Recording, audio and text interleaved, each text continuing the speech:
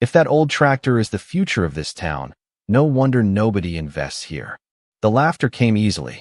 The silence that followed would take much longer to explain. The late afternoon sun hung low over Ashwood Valley, painting the rolling fields of Montana in gold and amber. Dust drifted lazily across the county road as a weathered red tractor rattled beside a split-rail fence. The machine looked like it belonged in another decade. Its paint was faded. Its tires carried the scars of years of honest work. Yet the man behind the wheel guided it with the calm confidence of someone who knew exactly where he belonged. Mason Reed eased the tractor to a stop and climbed down slowly. At 42, he carried himself without hurry. His denim shirt was worn from use, his boots stained with dirt, and the brim of his old ranch cap shielded his eyes from the afternoon glare. To a stranger, he looked like every hard-working rancher in the region. To the people who actually knew him, he was something much harder to define. Nearby, his 10-year-old daughter Lily sat on the fence rail swinging her legs. She smiled as her father opened the tractor's side panel and began inspecting the engine. "Think she'll make it another year?" Lily asked. Mason glanced toward the machine and smiled. "She's already made it 52. One more shouldn't be too hard." Lily laughed. "You always say that." "Because it keeps proving me right." The wind carried the scent of dry grass and distant rain. Somewhere across the valley, cattle moved lazily through green pastureland. It was the kind of peaceful afternoon that made the world feel slower. Then the sound arrived. A helicopter. The steady thump of rotor blades rolled across the valley like distant thunder. Lily looked up first. A sleek black helicopter descended toward a nearby field that had recently been cleared for development surveys. Dust exploded into the air as it landed. Several luxury SUVs followed close behind on the access road. Men and women in pressed business attire stepped out carrying tablets and folders. At the center of them all emerged Charlotte Hayes. Tall, confident, and impeccably dressed, Charlotte moved with the kind of authority that came from spending years in boardrooms where billion-dollar decisions were made before lunch. As CEO of Hayes Agricultural Technologies, she had built one of the fastest-growing companies in the country. Investors admired her. Competitors feared her. Employees respected her. But success had taught her to recognize value quickly, and sometimes that confidence made her overlook things that didn't fit her expectations. Charlotte surveyed the valley through designer sunglasses. "Beautiful location," one executive said. "Perfect for the regional expansion project." Charlotte nodded. "If the numbers work, this place could become the flagship operation for the entire Northwest." The group continued walking until her eyes landed on Mason and the old tractor. She slowed. One of her managers followed her gaze and chuckled softly. "That thing belongs in a museum." Another laughed. "Maybe a scrapyard." Charlotte folded her arms. "If that old tractor is the future of this town, no wonder nobody invests here." Several people laughed immediately. The joke landed exactly the way she expected. Mason heard every word. So did Lily. The little girl's smile disappeared. For a moment, the valley seemed quieter than before. Mason simply reached for a wrench and continued working. No argument. No glare. No attempt to defend himself. His calmness only made Lily more confused. Charlotte barely noticed him again as she turned back toward her team. Her attention had already shifted to contracts, land surveys, and acquisition plans. She had no reason to think twice about the man beside the fence. After all, he was just another rancher with an aging tractor. What she didn't know was that the single parcel of land her company needed most sat directly beyond that fence line. What she didn't know was that every lawyer working on the project had spent weeks trying to identify the mysterious owner who refused every offer. And what she certainly didn't know was that the quiet single father tightening bolts beneath the Montana sun owned the $100 million ranch next door. The next morning arrived long before sunrise. A pale blue glow stretched across the Montana horizon, while most of Ashwood Valley still slept beneath the quiet cover of dawn. At 4:30 in the morning, Mason Reed was already awake. The old ranch house sat on a gentle rise overlooking thousands of acres of pastureland. But there was nothing flashy about it. No grand gates. No marble driveway. No signs of wealth. Just weathered wood, a wraparound porch, and a porch light that had welcomed people home for decades. Mason stepped outside carrying a metal bucket. The cool air smelled of pine, earth, and fresh hay. Somewhere in the distance, A rooster announced the beginning of another day. He moved across the property with the same steady rhythm he had followed for years. First the horses, then the cattle, then the equipment. No assistants, no managers, no entourage, just work, honest work, the kind that did not care how much money sat in a bank account. One of the ranch hands pulled his truck beside the barn and climbed out. "Morning, boss." Mason nodded. "Morning, Tyler." Tyler looked toward the eastern pasture. "South fence line looks good. We finished repairs yesterday." "Appreciate it." Tyler smiled. "You know most ranch owners would have somebody else checking fences." Mason secured a feed gate and shrugged. "Most ranch owners are not me." Tyler laughed and headed toward the barns. The answer did not surprise him. Nothing about Mason surprised the people who knew him. For nearly 15 years, the community had watched him quietly build one of the most successful ranching operations in the region. Yet he never acted like a wealthy man. He still drove old trucks. He still repaired machinery himself. He still stopped to help neighbors move hay before storms rolled in. Around town, people respected him because he never needed attention. The sun had just begun peeking over the hills when Lily appeared on the porch carrying her backpack. Her blonde hair was tied in a loose ponytail, and she looked half awake. "Dad," she called. "I made toast." Mason smiled. "That is either breakfast or a warning." Lily grinned. "Breakfast this time." Inside the kitchen, sunlight filtered through lace curtains. The room smelled like coffee and buttered bread. Family photographs lined the walls. Some showed Lily as a baby. Others captured moments from county fairs, school plays, and fishing trips. There were no photographs of awards, no framed newspaper articles, no reminders of success. The house reflected the same values as the man who lived there. Lily sat across from her father and stirred her orange juice thoughtfully. "Are those helicopter people coming back?" she asked. Mason took a sip of coffee. "Probably. Do you like them?" Mason considered the question. "I do not know them. The lady was kind of mean." He smiled gently. "Sometimes people speak before they understand what they are looking at." Lily lowered her eyes. That did not feel very nice. Mason reached over and squeezed her hand. No, it did not. She waited for more. Instead, he simply smiled and stood up to grab his truck keys. The lesson remained unfinished.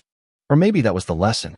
Across town, Charlotte Hay sat inside a temporary office that overlooked survey maps spread across a long conference table. Her executives moved quickly around her.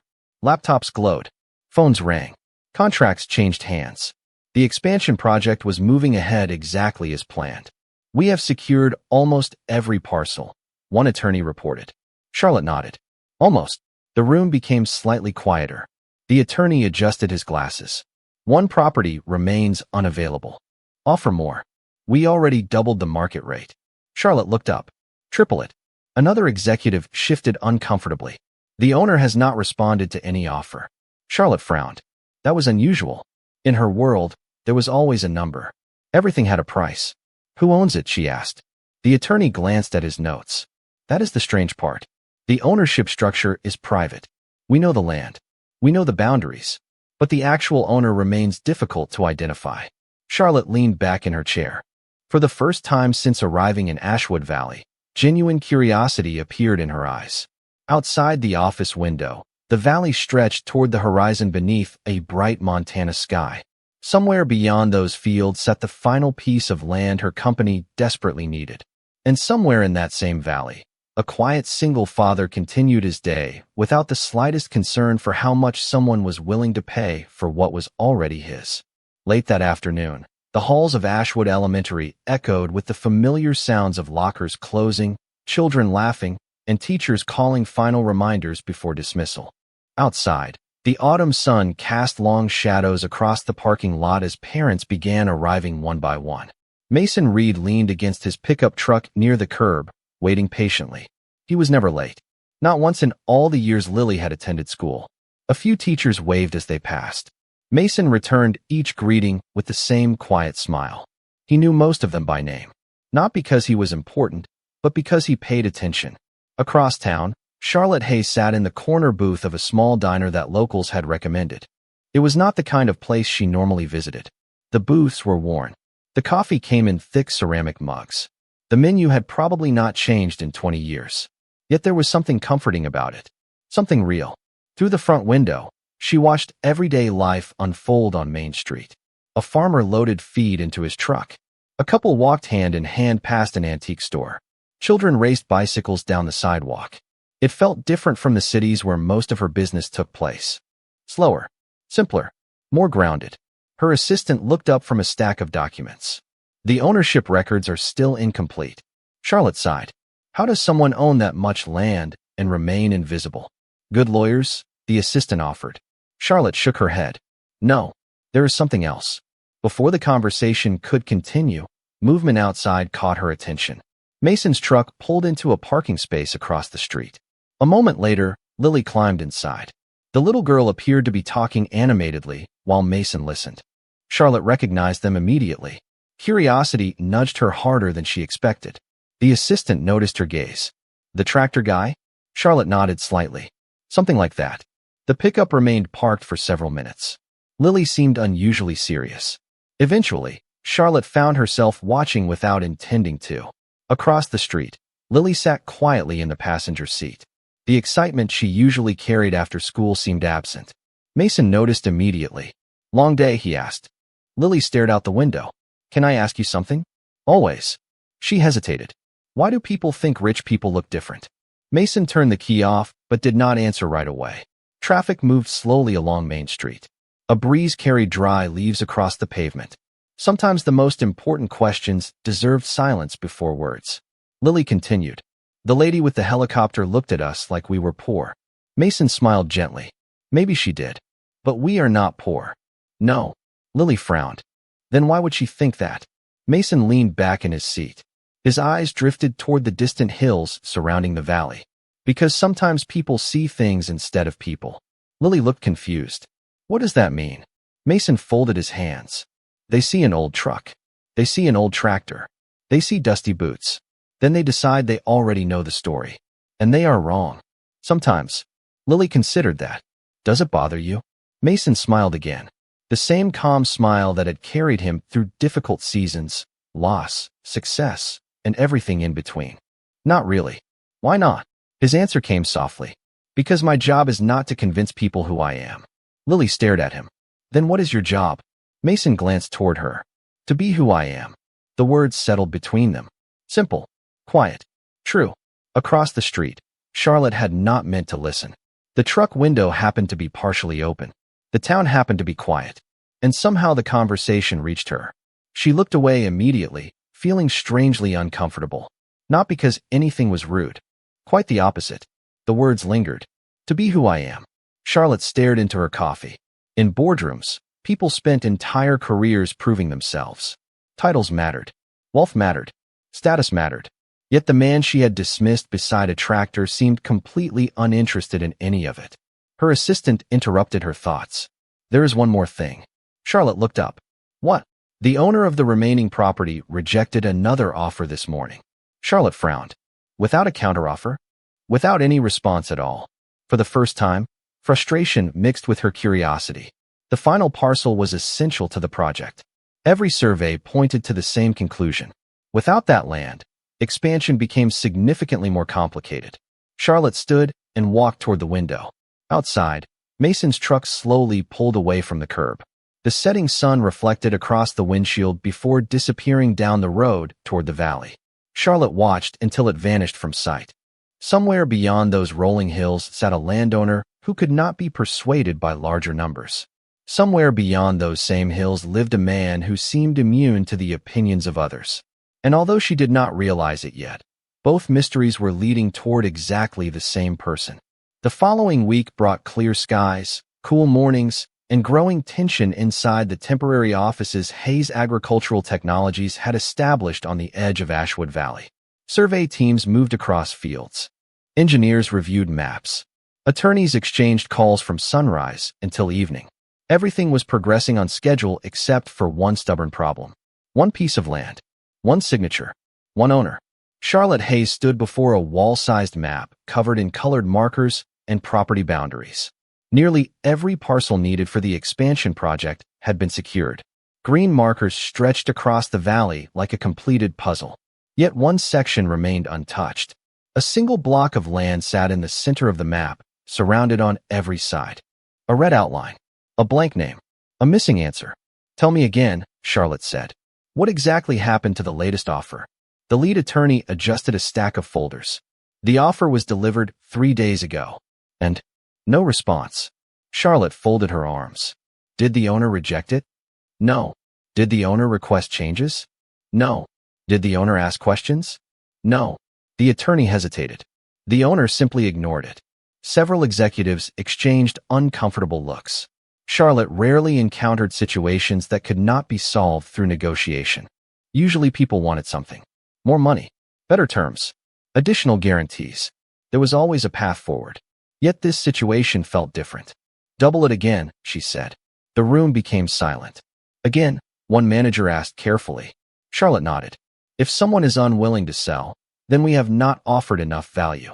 Nobody argued. They simply updated the numbers. Outside the office, the valley remained calm beneath a brilliant Montana afternoon. Meanwhile, several miles away, Mason Reed was repairing a water pump near the north pasture. The sound of running water mixed with distant cattle calls and the rustle of tall grass moving in the breeze. He worked patiently beneath the shade of an old cottonwood tree while Lily sat nearby, finishing homework. Dad, she asked, how many cows do we have? Mason smiled. That depends. On what? On whether you ask me or the accountant. Lily laughed. Seriously, a little over 4,000. Her eyes widened. That is a lot. It is. She looked around the enormous ranch surrounding them. Do people know we own all this? Mason tightened a bolt before answering. Some do. Why do you never talk about it? Mason sat back and wiped his hands with a cloth. Because talking about something and taking care of it are not the same thing. Lily thought about that. Most people would probably brag. Most people are free to make their own choices. The conversation ended there. Not because Mason lacked answers, but because he believed lessons worked best when allowed to grow quietly. Later that afternoon, Charlotte received another report. She barely finished reading the first page before setting it down. This cannot be correct. Her assistant looked concerned. What part? The estimated value. The assistant nodded. Our analysts confirmed it. Charlotte read the figures again. The remaining ranch was significantly larger than originally believed. Thousands of acres. Prime grazing land. Water rights. Mineral rights. Multiple revenue streams.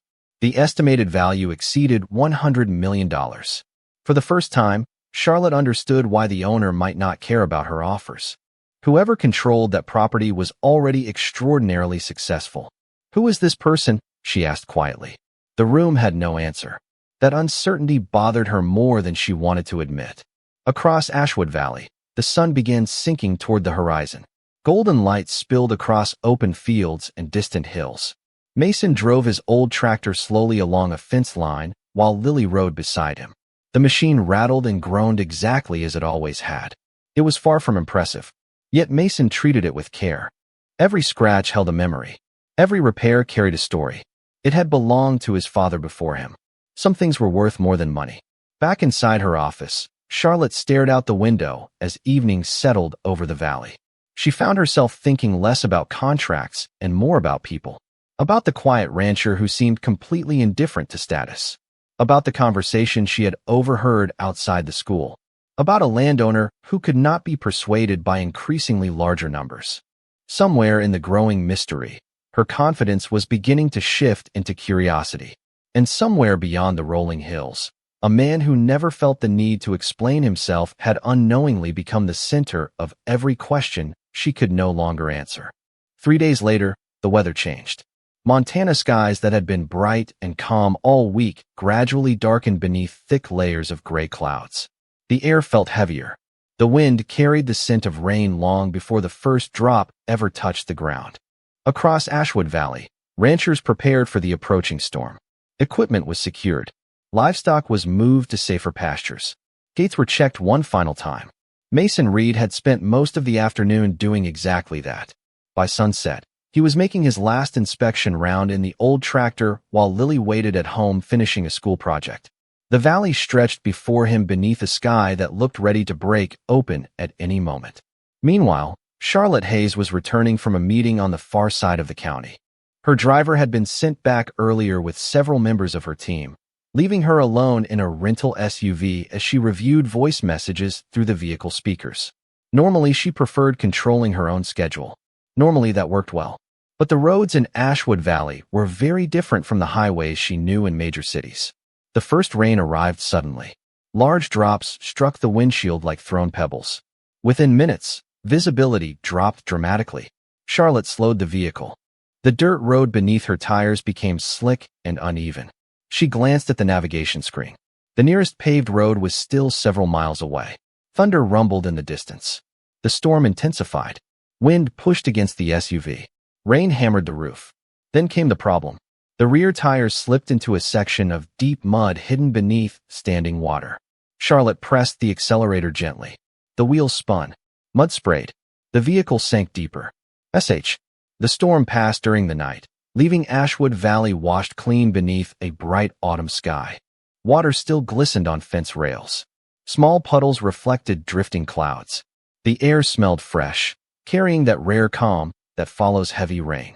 Yet while the valley seemed peaceful, Charlotte Hayes could not stop thinking about the man who had pulled her vehicle from the mud and refused her money as if it meant nothing. By sunrise, she was back inside the temporary headquarters reviewing reports she had ignored the previous evening. Numbers usually helped her think clearly. This time they did not. Her attention kept returning to the same question. Who was Mason Reed? Eventually, she called her legal team into the conference room. I want everything we have on the remaining property owner, she said. The lead attorney nodded. We are still investigating. Then investigate harder. The room became quiet. Charlotte rarely repeated herself. Within hours, additional researchers were reviewing county records, agricultural reports, water rights documents, and decades of land transfers. Piece by piece, a larger picture began emerging. By late afternoon, the first surprising report arrived. Charlotte sat alone at the conference table when her attorney entered carrying a thick folder. We found something. Charlotte looked up immediately. Finally, the attorney opened the folder. The ownership trail goes back nearly 80 years. Charlotte leaned forward. And the land never changed hands outside one family. He placed several photographs on the table. Historic ranch records, tax documents, expansion permits, agricultural awards. Charlotte studied them carefully. How much land are we talking about? The attorney named a figure. Charlotte stared at him. That cannot be right. It is. He slid another document across the table. The ranch is significantly larger than originally estimated. Charlotte looked down at the numbers. Acre after acre after acre. The scale was difficult to comprehend. Prime grazing land. Productive cattle operations. Renewable energy leases. Water access rights. The valuation climbed rapidly. Then came the final page. Estimated market value. More than $100 million. Charlotte sat back slowly. For several seconds, she said nothing at all. The attorney continued. There is more. Go on. He pointed toward an older photograph showing a smiling rancher standing beside a tractor. The machine looked familiar. Very familiar. Charlotte narrowed her eyes. That tractor. It belonged to the Reed family for generations. Her gaze remained fixed on the image. The paint was newer then. The rancher looked younger. But the machine was unmistakable. The same tractor she had mocked. The same tractor Mason still drove today. Suddenly something shifted inside her understanding. She had assumed the old machine represented financial limitations. Instead, it represented loyalty, family history, memory, heritage, not poverty. The attorney continued speaking, but Charlotte barely heard him. Her thoughts drifted back to the storm, to Mason standing in the rain, to his refusal to accept money, to the calm confidence that never seemed forced. It finally made sense. A person who already possessed more than enough had no reason to impress anyone. Meanwhile, several miles away, Mason and Lily spent the afternoon repairing a section of fencing near the eastern pasture. The weather was perfect. Bright sunlight spread across the rolling hills while cattle grazed peacefully in the distance. Lily carried a small bucket of tools while Mason worked beside her. Dad, she asked, what is your favorite thing on the ranch? Mason smiled. That is easy. The horses? No. The lake? No. Lily thought harder. The tractor? Mason laughed softly. Close. She waited. The memories, he said. Lily looked confused. That is not a thing. It is to me. He pointed toward the distant barn. Your grandfather taught me to work there. Then toward the fields. Your grandmother planted trees over there. Then toward the tractor parked nearby. And that machine carried me across this ranch long before I could drive. Lily smiled. So you keep it because it reminds you of them? Mason nodded. Exactly. As the afternoon sunlight softened across the valley, Charlotte sat alone in her office, studying the old photographs one final time.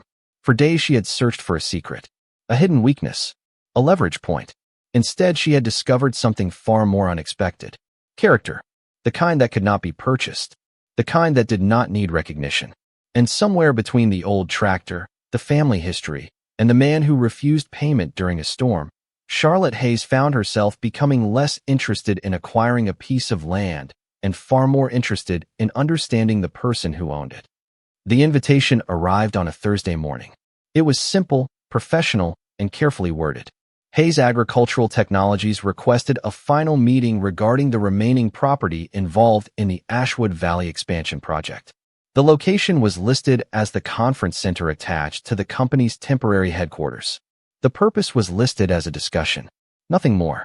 Mason Reed read the letter once while standing at his kitchen counter. Then he folded it neatly and set it beside his coffee mug. Lily looked up from her cereal. What is it? Mason smiled. A meeting. Important. Probably. Lily studied him carefully. Are you nervous? Mason laughed softly. Not really. She nodded. Good. You never look nervous anyway. By late afternoon, black SUVs filled the parking lot outside the conference center. Executives arrived carrying laptops and presentation materials. Attorneys reviewed documents one final time. Everyone expected the meeting to conclude a process that had dragged on for weeks. Inside the main conference room, Charlotte Hayes stood beside a large digital display showing maps, projections, and development plans. Her team moved efficiently around her. Yet despite the appearance of confidence, Charlotte felt something unusual. Anticipation. The mystery surrounding the final property owner was about to end. Do we know if the representative confirmed attendance? She asked. The lead attorney nodded. Yes. Name. Still unavailable. Charlotte frowned. Even now, the owner remained hidden behind layers of privacy. Interesting. The room gradually filled. Chairs were occupied. Coffee cups appeared. Conversations drifted between legal terms and construction schedules. Then, at exactly 2 o'clock, the conference room doors opened. Several people glanced up casually. Their expressions changed immediately. Mason Reed stepped inside. He wore the same calm expression he carried everywhere. No expensive suit. No entourage. No dramatic entrance. Just a clean button-down shirt, dark jeans, polished boots, and the quiet confidence of someone entirely comfortable with himself. For a moment, nobody moved. Charlotte stared. One executive blinked twice. Another looked toward the attorney as if waiting for an explanation. The attorney simply lowered his eyes toward the ownership documents now sitting on the table. Mason walked forward and greeted the receptionist with the same politeness he would have shown anyone else. Good afternoon. The silence deepened. Charlotte felt her heartbeat quicken. Her mind raced through every conversation, every assumption, every conclusion she had made since arriving in Ashwood Valley. None of them had prepared her for this. The lead attorney stood. Mr. Reed. Mason nodded. Thank you for meeting with me. A chair waited at the opposite side of the conference table. Mason took his seat calmly. The attorney cleared his throat. For the record, we can now officially confirm that Mr. Mason Reed is the sole owner and managing trustee of Reed Valley Ranch. Nobody spoke. The attorney continued. The property currently under discussion, including all associated acreage, agricultural assets, water rights, and development interests. Several executives exchanged stunned looks. One quietly reached for a calculator as if the numbers might somehow change. Charlotte sat perfectly still. The room felt different now. Smaller somehow. The old tractor. The storm. The diner conversation. The family photographs. Every piece suddenly connected. Mason had never hidden anything. Everyone else had simply failed to see it. Charlotte finally found her voice. You own the ranch. Mason smiled gently. Yes. The simplicity of the answer somehow made it more powerful. No boasting. No correction. No satisfaction. Just truth. One executive shifted uncomfortably. The valuation alone. He stopped speaking when he realized how foolish he sounded. Mason offered no comment. Charlotte looked directly at him. Why did you never say anything? Mason leaned back slightly. Nobody asked. A few people lowered their eyes. The answer settled over the room with surprising weight. Charlotte remembered standing beside the helicopter. She remembered the laughter. She remembered judging a man based on an old tractor and a pair of dusty boots. The memory now felt painfully small. The attorney began reviewing acquisition proposals, but the energy inside the room had completely changed. Nobody was focused on numbers anymore. The true revelation had already happened. Mason listened politely as figures were presented. Increased offers, enhanced terms, additional incentives, the same strategies that usually worked everywhere else. Yet through it all, his expression remained calm. Outside the conference center windows, late afternoon sunlight stretched across the valley. Golden light touched the distant hills surrounding the ranch that had belonged to Mason's family for generations. Inside the room, executives who had expected to negotiate with an unknown landowner now sat face to face with the man they had underestimated from the beginning. And for Charlotte Hayes, the most surprising realization was not that Mason Reed owned one of the most valuable ranches in the region. It was that the wealth had never been the impressive part. The meeting ended without the outcome anyone had expected. One by one, executives gathered their documents and quietly left the conference room. The maps remained on the screens. The proposals remained on the table. But the confidence that had filled the room earlier was gone. Charlotte Hayes stayed behind. Through the large windows, the late afternoon sun painted the valley in shades of gold and amber. Mason Reed stood near the door preparing to leave when Charlotte finally spoke. "Mason." He turned. "Yes." For the first time since arriving in Ashwood Valley, Charlotte found herself struggling to choose the right words. In boardrooms, she could negotiate billion-dollar agreements without hesitation. Yet this felt different. More personal. More important. "I owe you an apology." Mason studied her quietly. The room fell silent. Charlotte took a slow breath. Not because of the ranch. Not because of the value of the land. And not because of anything I learned today. Mason said nothing. She continued. "I judged you before I knew you. I saw an old tractor and decided I understood your life." Her voice softened. "I was wrong." The honesty surprised even her. For several seconds, neither person spoke. Then Mason smiled. It was the same calm smile he seemed to offer the world no matter what it brought him. "Thank you." Charlotte blinked. "That is all." Mason nodded. "Everyone gets things wrong sometimes." She laughed softly. "Most people do not forgive that quickly. Holding on to resentment is heavy," Mason said. "Life is already carrying enough weight." The words settled gently between them. Outside, the wind moved through the trees surrounding the conference center. Somewhere in the distance, cattle grazed beneath the fading sunlight. Charlotte looked down at the proposal documents spread across the table. "You know I still need that land." Mason smiled. "I know. And I assume you are still not interested in selling." "Correct."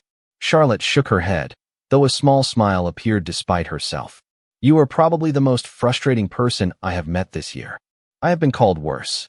For the first time, both of them laughed. The tension that had defined their relationship from the beginning seemed to loosen. Charlotte looked toward the maps again. "Then tell me something." "What?" "If you are not selling, what do you want?" Mason walked slowly toward the table. He studied the plans carefully. New facilities, processing centers, transportation routes, hundreds of jobs, millions in economic impact. He could see the benefits. He could also see the risks. Finally, he pointed towards several small farming communities marked on the map. These families built this valley. Charlotte followed his finger. "I know. Do they benefit from your project?" The question hung in the air. Charlotte hesitated. The truth was complicated. The project would create opportunities, but not equally. Some would gain more than others. Mason noticed her silence. "That is what concerns me." Charlotte folded her arms thoughtfully. "And if that changed?"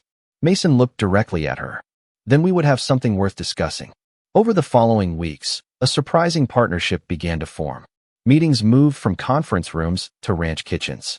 Financial projections were replaced with conversations about schools, local businesses, infrastructure, and agricultural sustainability. Charlotte listened more than she spoke. Mason challenged ideas she once assumed were perfect. Sometimes they disagreed. Sometimes they debated for hours. Yet gradually something unexpected emerged. Respect. Real respect. One Saturday afternoon, Charlotte visited the ranch. Lily greeted her from the porch with a bright smile. "You came back." Charlotte laughed. Apparently, I keep doing that. Lily nodded seriously. Dad says that means you like it here. Charlotte glanced toward Mason, who was repairing a fence nearby. Your father says a lot of wise things. Lily smiled. He usually does. The afternoon passed beneath clear skies and gentle sunshine. Charlotte helped plant young trees along a section of the property that bordered a creek. The work was simple, honest, refreshing. For the first time in years, nobody expected her to be a CEO. Nobody cared about her title. She was simply Charlotte. As the sun began setting across the valley, she stood beside Mason, overlooking miles of rolling pastureland glowing beneath the evening light.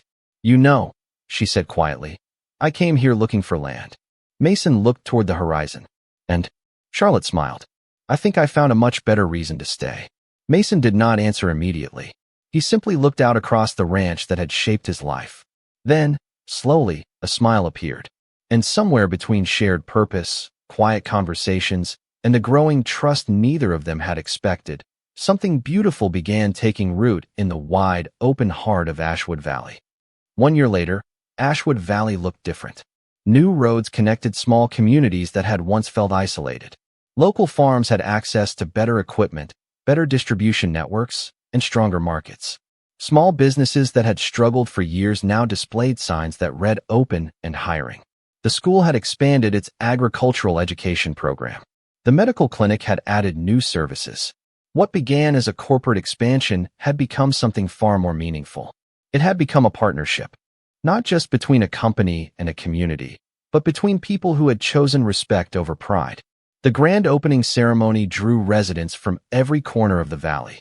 Families gathered beneath clear blue skies. Folding chairs filled the town square. Children carried balloons. Local musicians played country classics from a small stage decorated with harvest colors and ranching memorabilia. At the center of the celebration stood an unexpected symbol. Mason's old red tractor. Restored carefully, but not perfectly. The scratches remained. The worn edges remained. The history remained. It sat beneath a display honoring the families who had built Ashwood Valley through generations of hard work and quiet perseverance.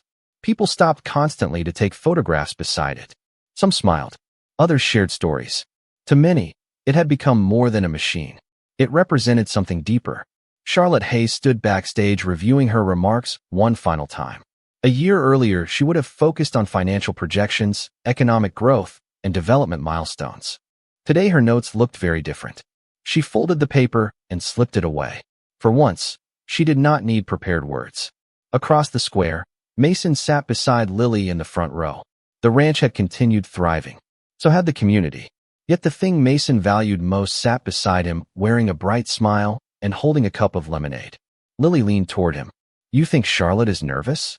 Mason smiled. Probably. Lily looked surprised. Really? Everyone gets nervous when something matters. Lily considered that and nodded. The ceremony began. Local leaders spoke first, then community representatives, then several farmers whose businesses had benefited from the new programs. Applause echoed repeatedly across the square. Finally, Charlotte approached the microphone. The crowd quieted. Sunlight reflected softly across the restored tractor behind her. Charlotte looked out over the people gathered before her. Ranchers, teachers, business owners, children, families, friends. Then her eyes found Mason and Lily. She smiled. A year ago, I arrived in this valley believing I understood success. The crowd listened attentively. I thought success was measured in numbers, in acquisitions, in growth charts and expansion plans. She paused. A gentle breeze moved across the square. Then I met people who taught me something better. Her gaze shifted toward the tractor. The most valuable thing in Ashwood Valley was never the land. Silence settled across the crowd. It was the character of the people who cared for it. Several heads nodded. Others smiled knowingly. Charlotte stepped away from the podium and walked slowly toward the tractor. The machine gleamed beneath the afternoon sun. She rested one hand gently against the worn metal. I used to look at this and see something outdated. Her voice softened. Now I see loyalty, family, history, dignity. The square remained completely still. Charlotte turned toward Mason. Most importantly, I see the man who taught me that real strength does not need attention. Mason lowered his eyes briefly. The praise clearly made him uncomfortable, which only made it more true. Charlotte smiled. The man who reminded me that respect should never depend on appearances. For a moment, nobody spoke. The entire square seemed wrapped in a quiet understanding. The kind of silence that appears when people recognize something honest. Lily reached for her father's hand. Mason squeezed it gently. Charlotte stepped down from the stage and crossed the short distance separating them. There were no headlines, no dramatic announcements, no grand gestures, just a simple choice. She stood beside Mason and Lily, exactly where she wanted to be. The crowd erupted into warm applause. Yet even that applause felt secondary to the moment itself. Because in the end, the greatest victory was never about land, money, or business. It was about a woman who learned humility, a man who never needed to prove his worth, and a little girl who watched kindness transform an entire community. As the sun drifted lower across the Montana sky, golden lights spread over the valley, the ranch, and the people who called it home. And in that beautiful stillness, surrounded by respect, second chances, and the quiet strength that had guided them all along, a new chapter began exactly where the best stories always do, with gratitude, dignity, and the people who matter most.